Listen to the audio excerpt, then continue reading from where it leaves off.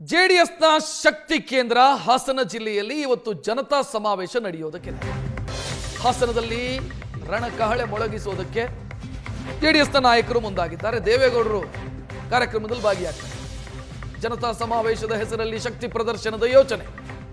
JDS ಬೆಳ್ಳಿ ಹಬ್ಬದ ನೆಪದಲ್ಲಿ ಶಕ್ತಿ ಪ್ರದರ್ಶನಕ್ಕೆ ವೇದಿಕೆ ಸಿದ್ಧವಾಗಿದೆ.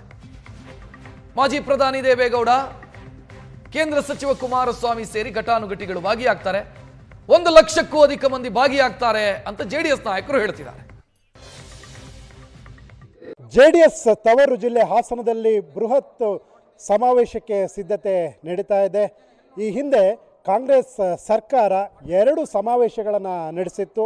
ಅರಸೀಕೆರೆಯಲ್ಲಿ ಮತ್ತು ಹಾಸನದಲ್ಲಿ 2 ಸಮಾವೇಶಗಳನ್ನು ಕಾಂಗ್ರೆಸ್ ಸರ್ಕಾರ ನಡೆಸಿತ್ತು. ಹೀಗಾಗಿ ಕಾಂಗ್ರೆಸ್ಗೆ ಸಂದೇಶ ನೀಡುವ ನಿಟ್ಟಿನಲ್ಲಿ ಜೆಡಿಎಸ್ ಭದ್ರಕೋಟೆ ಇನ್ನೂ ಜೆಡಿಎಸ್ ಭದ್ರಕೋಟೆಯಾಗಿ ಉಳಿದಿದೆ ಅನ್ನುವ ಸಂದೇಶವನ್ನು ನೀಡೋದಕ್ಕೆ ಜನತಾ ಸಮಾವೇಶ ಹೆಸರಿನಲ್ಲಿ, ಜೊತೆಗೆ ಜೆಡಿಎಸ್ನ ಬೆಳ್ಳಿ ಹಬ್ಬದ ನೆಪದಲ್ಲಿ ಈಗ ಸಮಾವೇಶಕ್ಕೆ ಸಿದ್ಧತೆ ನಡೀತಾ ಇದೆ. ನಾಳೆ ಬೃಹತ್ ಸಮಾವೇಶ ನಡೆಯಲಿದೆ. ಈ ಬೃಹತ್ ವೇದಿಕೆ ಈಗಾಗಲೇ ನಿರ್ಮಾಣಗೊಂಡಿರೋದನ್ನು ನೀವು ಇಲ್ಲಿ ದೃಶ್ಯಗಳಲ್ಲಿ ಗಮನಿಸಬಹುದಾಗಿದೆ. 1.5 ಲಕ್ಷಕ್ಕೂ ಅಧಿಕ ಕಾರ್ಯಕರ್ತರು ಮತ್ತು ಜೆಡಿಎಸ್ ಅಭಿಮಾನಿಗಳನ್ನು ಸೇರಿಸಿ ಈ ಒಂದು ಬೃಹತ್ ಸಮಾವೇಶವನ್ನು ಮಾಡೋದಕ್ಕೆ ಸಿದ್ಧತೆಯನ್ನು ನಡೆಸಿದ್ದಾರೆ. ಎಚ್ ಡಿ ರೇವಣ್ಣವರ ನೇತೃತ್ವದಲ್ಲಿ ಜನತಾ ಸಮಾವೇಶ ನಡೆಯಲಿದೆ. ಜೆಡಿಎಸ್ ವರಿಷ್ಠರಂಥ ಎಚ್ ಡಿ ದೇವೇಗೌಡರು ಹಾಗೂ ಕೇಂದ್ರ ಸಚಿವ ಎಚ್ ಡಿ ಕುಮಾರಸ್ವಾಮಿ ಸೇರಿದಂತೆ ಜೆಡಿಎಸ್ನ ನಾಯಕರು ಭಾಗವಹಿಸಲಿದ್ದಾರೆ. ಜೊತೆಗೆ ಶಾಸಕರು, ಮಾಜಿ ಶಾಸಕರು, ಜನಪ್ರತಿನಿಧಿಗಳು ಸೇರಿ ಈ ಒಂದು ಸಮಾವೇಶದಲ್ಲಿ ಭಾಗಿಯಾಗಲಿದ್ದಾರೆ. ಈ ದೃಶ್ಯದಲ್ಲಿ ನೋಡ್ಬೋದು, 1 ಲಕ್ಷಕ್ಕೂ ಅಧಿಕ ಆಸನ ವ್ಯವಸ್ಥೆಯನ್ನು ಮಾಡಲಾಗಿದೆ.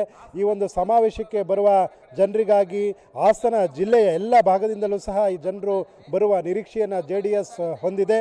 ಈ ಹಿಂದೆ ಹಾಸನದಲ್ಲಿ ಮತ್ತು ಅರಸೀಕೆರೆಯಲ್ಲಿ ಕಾಂಗ್ರೆಸ್ನ CM ಸಿದ್ದರಾಮಯ್ಯ ಹಾಗೂ DCM DK ಶಿವಕುಮಾರ್ ಅವರ ನೇತೃತ್ವದಲ್ಲಿ ಭಾಗವಹಿಸಿದ್ದಂತಹ ಕಾರ್ಯಕ್ರಮದಲ್ಲಿ ಜನತಾ ದಳಕ್ಕೆ ಒಂದು ರೀತಿಯ ಸಂದೇಶವನ್ನು ನೀಡಿದರು.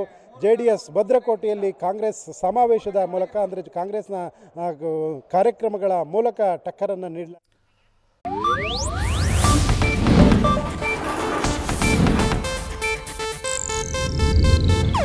ಇದು ಏಷ್ಯಾನೆಟ್ ನ್ಯೂಸ್ ನೆಟ್ವರ್ಕ್ ಪ್ರಸ್ತುತಿ.